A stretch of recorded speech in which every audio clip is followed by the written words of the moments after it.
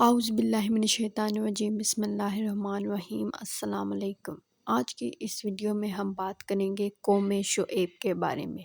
قوم شعیب اور ان کا واقعہ۔ حضرت شعیب علیہ السلام کو مدین کے بے ایمان اور دھوکے باز لوگوں کی اصلاح کے لیے چنا گیا تھا۔ مدین کا یہ علاقہ مشہور شہر معان کے قریب واقع ہے، جو کہ دور حاضر میں اردن کے نام سے مشہور ہے۔ حضرت شعیب کا تعلق حضرت ابراہیم علیہ السلام کے نسب سے ہے۔ حضرت شعیب علیہ السلام نے جس قوم کو توحید کی دعوت دینی تھی وہ بت پرست قوم تھی، اور نہ صرف وہ بت پرست تھے بلکہ ناپ تول میں کمی، دھوکہ دہی، بے ایمانی اور قافلوں کو لوٹنا اس قوم کے محبوب مشاغل میں شامل تھا۔ حضرت شعیب علیہ السلام کی قوم تجارتی قافلوں کی راہ میں ایک بہت بڑی رکاوٹ تھی۔ یہ ہر ایک قافلے کے راستے میں بیٹھ جاتے اور ان سے جبراً ان کی تجارت کا 10واں حصہ وصول کرتے۔ اس بات کا ذکر ہمیں قرآن پاک کی سورہ الاعراف کی آیات میں بھی ملتا ہے، جس میں اللہ تعالیٰ فرماتا ہے، تم لوگ سڑکوں پر اس غرض سے نہ بیٹھو کہ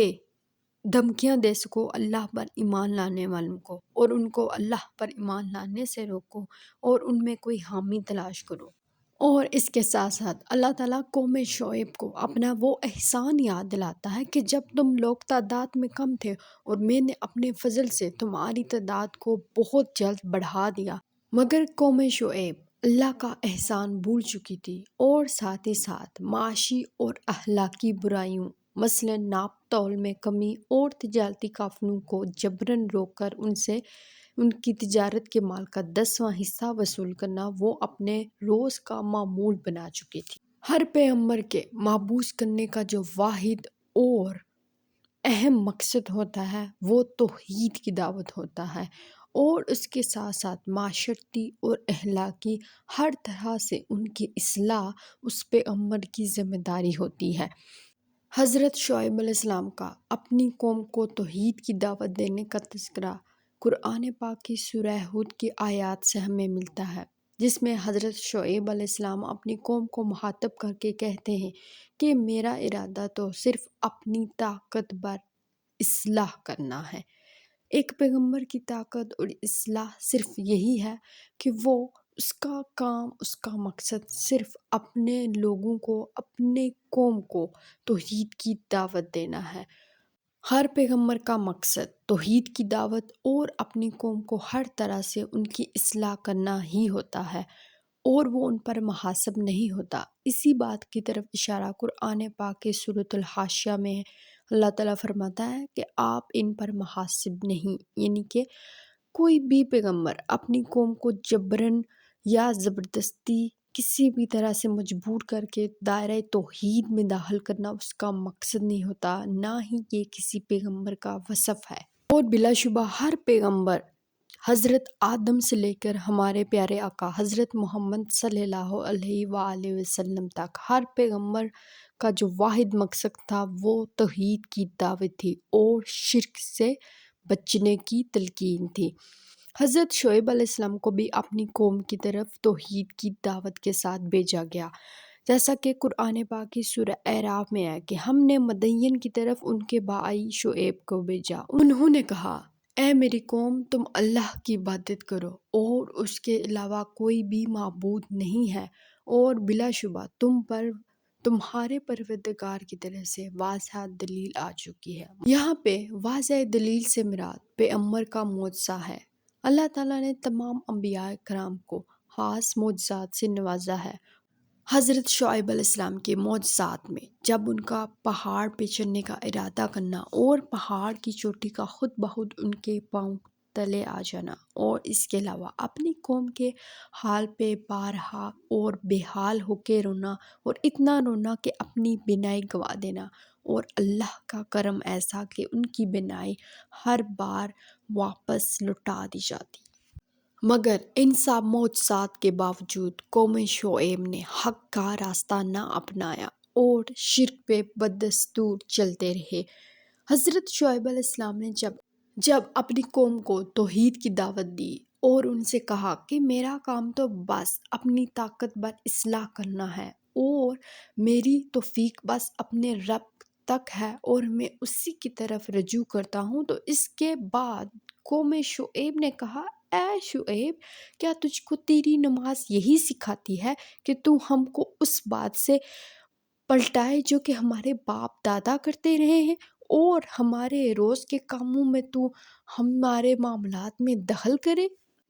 قوم شعیب کو حضرت شعیب علیہ السلام کی دعوت اور ان کی اصلاح اور اخلاقی اور معاشرتی طور پر ان کی اصلاح کرنا اور ان کو ملاوٹ اور ناپ تول میں کمی سے روکنا ان کو سخت کھٹکتا تھا۔ وہ ناپ تول میں کمی اور اشیاء میں ملاوٹ کر کے بیچنا ایک روز معمول کا حصہ سمجھتے تھے، اور ان کو حضرت شعیب علیہ السلام کا ان باتوں سے روکنا سخت ناگوار گزرتا تھا۔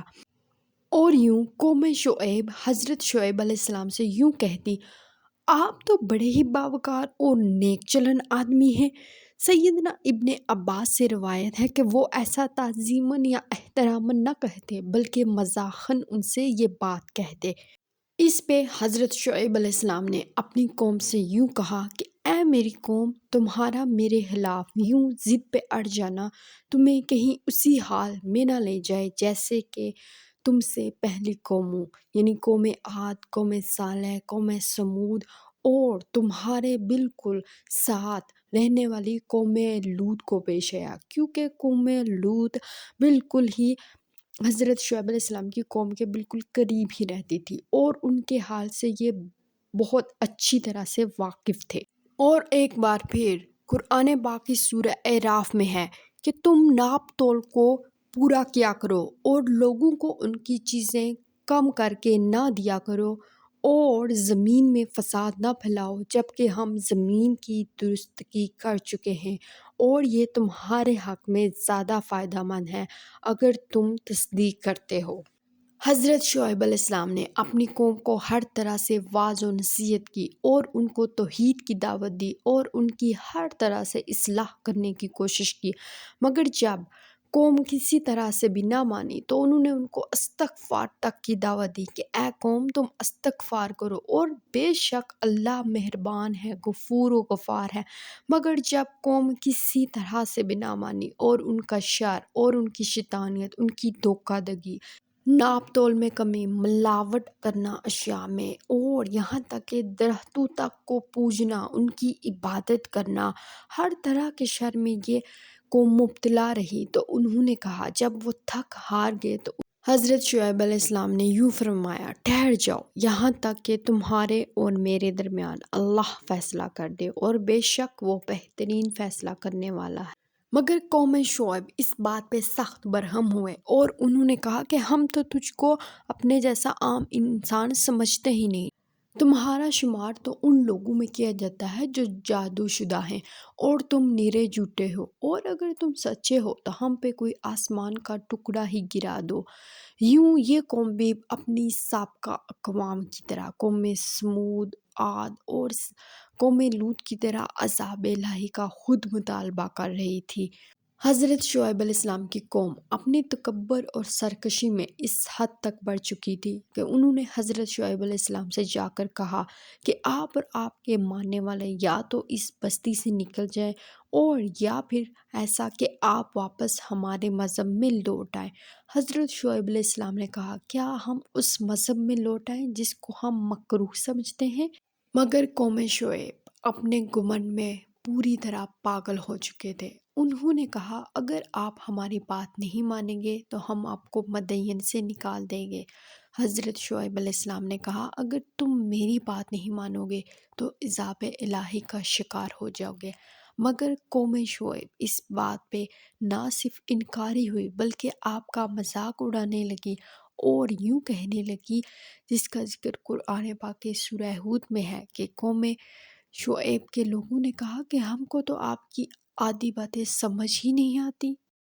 اور ہم تو تجھ کو بہت ہی کمزور پاتے ہیں، اور اگر ہم کو تمہارے قبیلے کا خیال نہ ہوتا تو ہم تم کو سنسار کر دیتے، اور ہم پہ تمہارا کوئی بھی دباؤ نہیں ہے۔ جس پہ حضرت شعیب علیہ السلام نے اپنی قوم کو مخاطب کر کے کہا کہ اے میری قوم، کیا میرا قبیلہ اور میرے قبیلے کے لوگ تمہارے نزدیک میرے اللہ سے زیادہ عزت والے ہیں، زیادہ معزز ہیں کہ تم ان کے خوف سے قبیلے کو سنگسار نہیں کرتے مگر اللہ کی طرف، حق کی طرف نہیں پلٹتے؟ تو پھر ٹھیک ہے، تم اپنی روش میں چلتے رہو اور میں اپنے اعمال کرتا رہوں گا، اور پھر دیکھ لیں گے کون کس انجام کو پہنچتا ہے اور کون کس عذاب میں گرفتار ہوتا ہے، اور کون حق ہے، کون سچ ہے اور کون جھوٹ ہے۔ اور اب انتظار کرو تم بھی، اور انتظار کروں گا میں بھی، اور بے شک تمہارا انجام رسوا کن عذاب ہے۔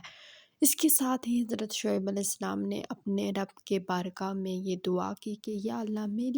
میری قوم کے درمیان حق کے موافق فیصلہ فرما دے، اور بے شک تو بہترین فیصلہ کرنے والا ہے، بہترین انصاف کرنے والا ہے۔ اور یوں ایک طرف قوم شعیب حضرت شعیب علیہ السلام کو بستی سے نکالنے کی ترکیبوں میں مصروف تھے، تو دوسری طرف وہ عذاب الہی کا شکار ہونے والے تھے۔ سابقہ اقوام کو جہاں تیز تند ہواؤں سے اور آگ برساتے پتھریلے پتھروں سے عذاب کا شکار بنایا گیا تھا،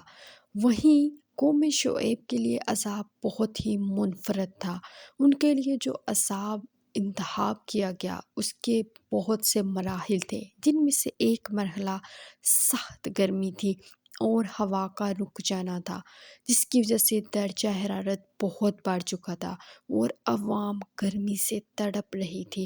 اور وہ سائے کی تلاش میں، ہوا کی تلاش میں نظریں ادھر ادھر بھٹکا رہے تھے کہ انہیں بستی سے باہر ایک سایہ، ایک بادل نظر آیا۔ تمام بچے، بوڑھے، عورتیں اس سائے کے نیچے جا کے بیٹھ گئے، اور جیسے ہی تمام مدین والے اس بادل کے نیچے جمع ہو گئے تو زمین بہت تیز ہلنے لگی، ہچکولے کھانے لگی، یعنی کہ زلزلے کی کیفیت پیدا ہوگی، اور تمام لوگ اپنے گھٹنوں کے بل وہاں بیٹھ گئے، اور یوں اچانک حضرت جبرائیل علیہ السلام نازل ہوئے اور انہوں نے ایک زوردار چیخ ماری، جس کی وجہ سے وہ لوگ وہیں عذاب میں تڑپنے لگے، اور اسی چیخ سے ان کی موت واقع ہو گئی۔ مگر مرتے مرتے ان کی نگاہیں حضرت شعیب علیہ السلام اور ان کے ساتھ ان کے ایمان لانے والے بھائیوں پر تھی، اور وہ ان کو حسرت بھری نگاہوں سے دیکھ رہے تھے۔ مگر حضرت شعیب علیہ السلام نے اپنی قوم کو مخاطب ہو کر کہا کہ میں نے تمہیں خیر کی طرف بلایا، توحید کی دعوت دی، مگر تم لوگوں نے مجھے جھٹلایا، اور اب مجھے کوئی رنج نہیں کہ تم لوگ کافر ہی اس دنیا سے جا رہے ہو۔ قوم شعیب کے انجام پانے کی بہت سی آیات قرآن پاک میں موجود ہیں، جو کہ سورہ اعراف، سورہ شعراء اور سورہ ہود میں ہیں، جس میں اللہ تعالیٰ فرماتا ہے کہ ان کو سائبان والے دن نے دبوچ لیا، جب وہ دھوپ اور گرمی اور ہپس سے خود کو جلسا رہے تھے، تو اچانک انہوں نے بستی سے دور ایک بادل پایا، اور وہ سب وہاں جمع ہو گئے اور وہیں اپنے انجام کو پہنچ گئے، اور بے شک انہوں نے خود مانگا تھا کہ ان کو کوئی آسمان کا ٹکڑا آ کے عذاب کا شکار کر لے۔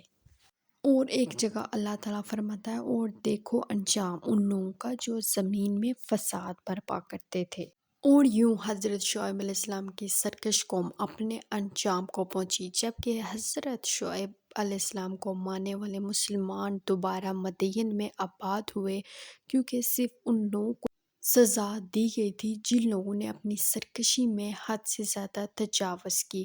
جبکہ حضرت شعیب علیہ السلام اور ان کے مدین مسلمان بھائی واپس مدین میں آباد ہوئے، اور پھر دوبارہ سے یہاں پہ باہر سے آنے والے قافلے بھی یہاں آباد ہوئے، مگر اب کی بار اکثریت مسلم آبادی کی تھی۔ اور بلا شبہ اب ہمیں بھی اپنی اپنی اصلاح کرنے کی ضرورت ہے۔